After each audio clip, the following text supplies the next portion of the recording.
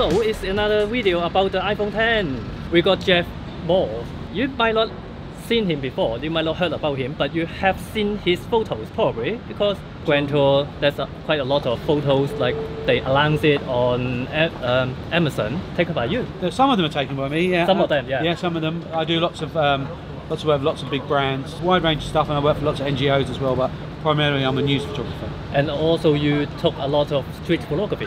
I do a lot of street photography, yeah. A lot, yeah. So usually on this? No, not usually on this, quite a bit. Okay. Mostly on this. I see. Mostly on this. So, as we have mentioned, you got an iPhone? I've got an iPhone, yeah. You got iPhone 8? 8, I've just got an iPhone 8, yeah. And then we have the iPhone 10. Yeah. The idea is that Jeff will shoot with the iPhone 10, and then I will shoot with your camera. Yep. My workhorse. 5D Mark III. Yeah. An experienced pro photographer with a smartphone. A camera geek with a pro camera. What kind of photos we'll get? What can we learn from him? Say again? Mooch about. Mooching, yeah. Mooch about. Is that some UK slang? Yeah, it's like it's a sort of English sort of press photographer's term for when you're just walking about looking for pictures. Okay. Call it mooching. Let's mooch. Let's mooch. So now I'm with my selfie stick. Just make me look like a... So is that recording? Yeah, this is recording. Right. No sound though? Yeah, that's it's sound, right, yeah. Okay. But how wide is that? 360. Oh, it's of course it's 360, yeah. That's a funny question. So, I just pretend to be... Well, I am a tourist, basically. I am a tourist, what I'm talking about. Yeah. But, I mean, make me look like a tourist so that I can more easily taking photos, I guess. The original idea was, first Jeff shoot video for me while I shoot photos. Then we switch and repeat.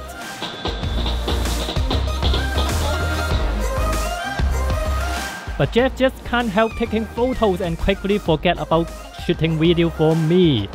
I should have known all pro photographers I have worked with are all the same.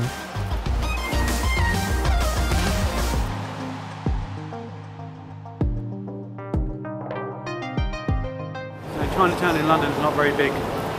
You've just done it. It's not a town, it's a street. China street. It's like free streets. Yeah. Besides taking photos, naturally we talk about photography. I don't like that guy that's taking pictures there. Seeing that thing where you stick your camera right into someone's face. I don't like that. I think it's I find it quite aggressive. I don't really like it. Will Skilden, yeah, he started it. There's another English guy, or Scottish guy called Dougie Wallace, who does some similar stuff as well. Yeah, that's the flash normally. Yeah. And you see in the videos of Will Skilden walk up the street to like old ladies and go, boom. Yeah. There's some pictures that are interesting. Yeah. Well, not for everyone.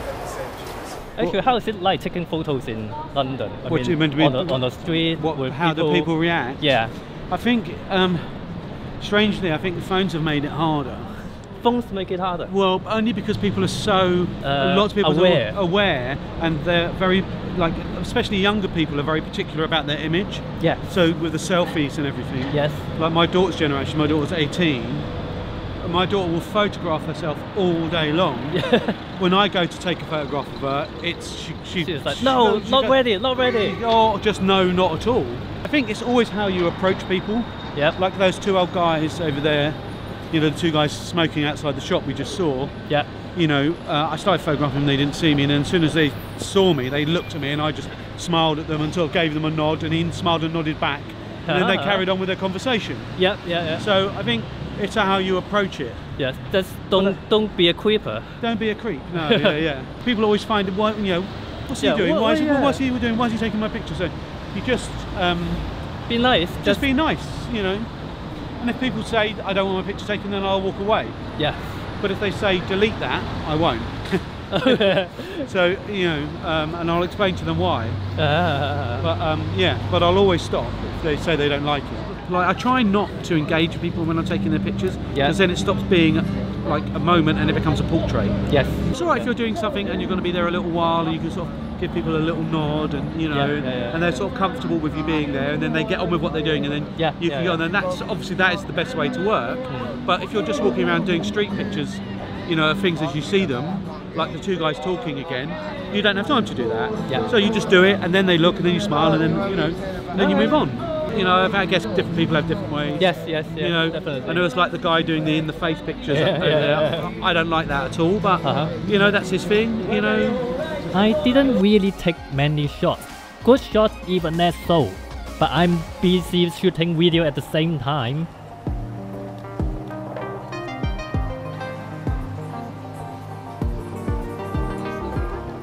You said when phone actually get people more aware of someone taking photos. But it's still easier to take like candid shot with a phone than a back camera. I think it depends. I don't know. I think you just approach it all quite differently, don't you? I think the way you do pictures when you've got, I mean, ultimately you're still looking to do the same thing, but I would do very different pictures with this to what I would do with that. I do different pictures with my phone to what I would do with them, and I'd do, if I was using like a medium format film camera, I'd take different pictures again. Because of I think it's just the process that it makes you work. The mindset would be different when you're using different cameras. I think so, phone pictures. You're a little bit more. Whereas, like certainly, like with using this or using a film camera, you're a bit more okay. You know, you're waiting. You know, a bit more considerate.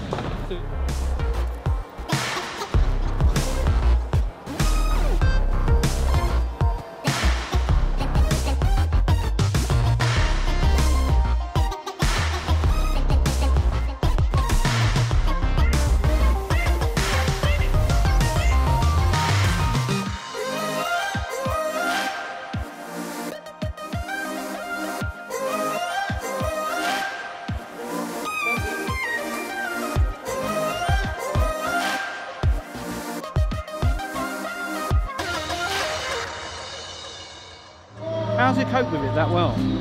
I bet that 5D doesn't cope with it that well. Let's see. Well, 5D is like 4 years old, 4 years maybe. old. But it's a full frame sensor, It's a full frame, well, just on auto. I try to bring back as much shadow details from the 5D Mark III RAW file. If we only look at dynamic range, the 5D Mark III still can't compete with the JPEG from the iPhone 10. The 5D Mark III has a sensor 50 times larger than the iPhone. You are looking at 5 years of technology gap right here. But what do you think? Is it a little bit cheating if it's got like some kind of processing HDR things at the background doing it for you? You don't even realize that. Yeah, I don't know. At the end of the day, if some bit of technology can allow you to take a picture, then let it allow you to take a picture. That's kind of my opinion on it, I think. You shouldn't be like removing or adding things from a photograph, but if you can use a bit of modern technology that lets you bring the shadow details out and brings the highlights down, what's wrong with that? I don't think. My eyes, I can see him sharp, I can see her that sharp over there. So if my eyes can do it, what's wrong with having a bit of technology in a camera that can do it? Somebody would have problem with that. Yeah, people but like kind of like, oh, film days were lost like that. But then you got much better film these days than like 80 years ago. So are you cheating with using good film? Yeah. I mean, with a film camera, you'd be standing here for a 20-second exposure. You know. I like shooting with Jeff, or more like seeing how he shoots. He's a perfect example of being completely invisible, yet always in sight. And it doesn't matter his 5D Mark III got taken away, only has a phone to take photos with, which is the same tool you have, probably watching this video with